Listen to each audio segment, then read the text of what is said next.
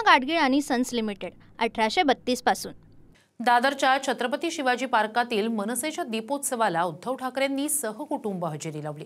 दीपोत्सवाचं उद्घाटन उद्धव ठाकरे यांच्या हस्ते झालं। त्यामुळे ठाकरे बंधूंच्या युतीची आता औपचारिकता बाकी असल्याचंच दिसतंय। पाहूया।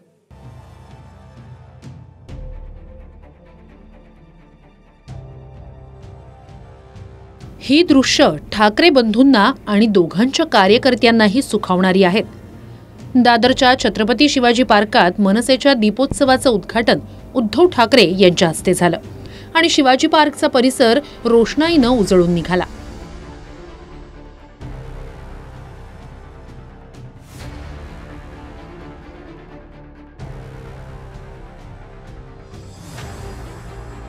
पण ठाकरेंची शिवसेना आणि मनसेसाठी हा दीपोत्सव फक्त दिवाळीपुरता मर्यादित नाही, तर याकडे महापालिका निवडणुकीच्या अँगलनेही पाहिलं जातंय। दिवाळीच्या सर्वांना शुभेच्छा। आणि आजची दिवाळी ही वेगळी आहे, विशेष आहे आणि मला खात्री आहे की मराठी माणसाची एकजूट आणि त्या एकजुटीचा प्रकाश सर्वांच्या आयुष्यामध्ये आनंद घेऊन आल्याशिवाय राहणार नाही। दरवर्षी मनसेच्या वतीनं शिवाजी पार्कात दीपोत्सवाचं आयोजन केलं जातं। यावेळी राज ठाकरे यांनी आवर्जून उद्धव ठाकरेंना निमंत्रित केलं। आधी उद्धव ठाकरे राज ठाकरेंच्या शिवतीर्थ निवासस्थानी आले। काही वेळ राज ठाकरे यांच्या घरी थांबल्यानंतर ठाकरे बंधू कुटुंबियांसह शिवाजी पार्कमध्ये आले। राज ठाकरेंच्या निवासस्थानाहून निघताना कारमधून ठाकरे बंधू सोबतच आले। राज ठाकरेंच्या गाडीत समोर उद्धव ठाकरे बसले होते आणि यावेळी स्टीअरिंग राज ठाकरे यांच्या हाती होतं। तो दुसऱ्या गाडीत अमित ठाकरे समोर बसले होते आणि कार आदित्य ठाकरे चालवत होते। आता दीपोत्सवाच्या कार्यक्रमातून ठाकरे बंधू पुन्हा एकदा एकत्र आल्यानं राजकीय फटाके सुरू झालेत। दीपोत्सवाच्या कार्यक्रमात राऊतांच्या हातात आगपेटी देऊ नका असा टोला शिंदेचे मंत्री गुलाबराव पाटील यांनी लगावला।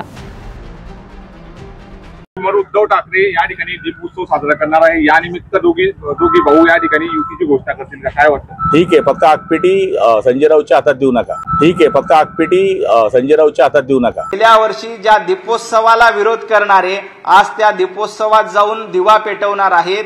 खरं तर उभाटा गटाचं काळवंडलेला चेहरा, उभाटा गटाचा काळवंडलेलं तोंड या दीपोत्सवातून उजळून काढण्याचा त्यांचा प्रयत्न असणार आहे।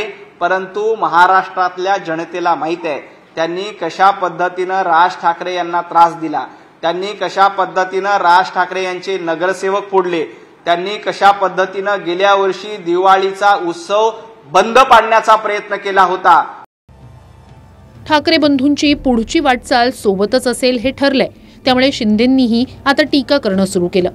इज्जत गेली गावाची आणि आठवण आली भावाची अशी टीका ठाकरे बंधूंवर केली आहे। या टीकेला राऊतांनी उत्तर दिलंय।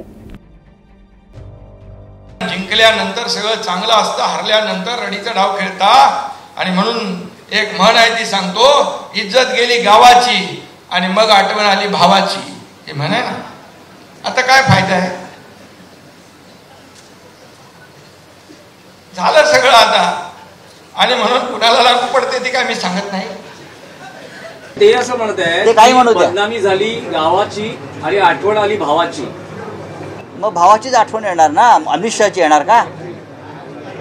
असं आहे की आठवण आम्हाला भावाचीच येणार। ते ठाकरे आहेत, अमित शहाची आठवण येऊन आम्ही काय दिल्लीत का सुरतला धावू? त्यांना विचारा हा प्रश्न जाऊन। दिवाळीच्या निमित्तानं उद्धव ठाकरे आणि राज ठाकरे एकत्र आले असतानाच संजय राऊतांनी पुन्हा एकदा नाव न घेता काँग्रेसला इशारा दिला। ठाकरे बंधू राजकीय दृष्ट्या एकत्र आलेलेच आहेत। इतरांच्या भूमिकेवर ठाकरे बंधूंचं एकत्र येणं ठरणार नाही असा स्पष्ट संदेश राऊतांनी काँग्रेसला दिला। त्याचवेळी महाविकास आघाडीला कोणताही तडा नाही हेही राऊत यांनी म्हटलंय। आम्ही दोघे एकत्र आलेलोच आहोत ना। उद्धव आणि राज ठाकरे यांना एकत्र येण्यापासून दुसरं कोणी रोखू शकत नाही किंवा इतरांच्या भूमिकांवर उद्धव आणि राज ठाकरे यांचं एकत्र येणं हे ठरणार नाही। म्हणजे अगदी काँग्रेस जरी असेल तरी मी बोलो हा दोघांचा निर्णय, ते एकत्र आलेले आहेत। एक मजबूत आघाडी निर्माण होते, एका युती निर्माण होते। भारतीय जनता पक्षाचा पराभव करण्यासाठी इतर पक्षांची जर साथ आम्हाला मिळणार असेल तर आम्ही त्यांचं स्वागत करू. महाविकास आघाडी ही कायम आहे. महाविकास आघाडीमध्ये कोणताही तडा गेलेला नाही. मनसेवरून महाविकास आघाडीत अंतर्गत वाद सुरू झाले आहेत असं चित्र आहे. महापालिका निवडणुकीत काँग्रेसवरून राज ठाकरे अनुकूल आहेत असा दावा राऊतांनी याआधीच केलाय. तर मवियात मनसेला सोबत घेण्यावरून कोणताही प्रस्ताव नाही असं म्हणत निर्णय इंडिया आघाडीचे सर्व मित्रपक्ष मिळून घेतील असं काँग्रेसचे प्रदेशाध्यक्ष हर्षवर्धन सपकाळ म्हणाले. मनसेला अप्रत्यक्ष काँग्रेसचा विरोध असल्यानंच आले तर सोबत नाहीतर तुमच्याशिवाय असा मेसेज राऊतांनी काँग्रेसला दिलाय. आता ठाकरे बंधूंच्या भेटीगाठी या चर्चेचा विषय राहिला नाही, कारण उद्धव ठाकरे आणि राज ठाकरे या ठाकरे बंधूंनी आपल्या कृतीतून पुढच्या राजकीय वाटचालीचे स्पष्ट संकेत दिले आहेत. आता फक्त अधिकृत घोषणाच बाकी आहे.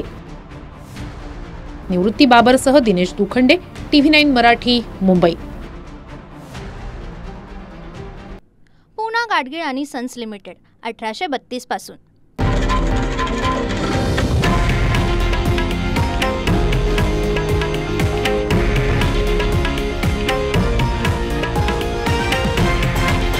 हे आहे देशातील नंबर 1 न्यूज नेटवर्क आणि आपण पाहत आहात TV9 मराठी, एकमेव.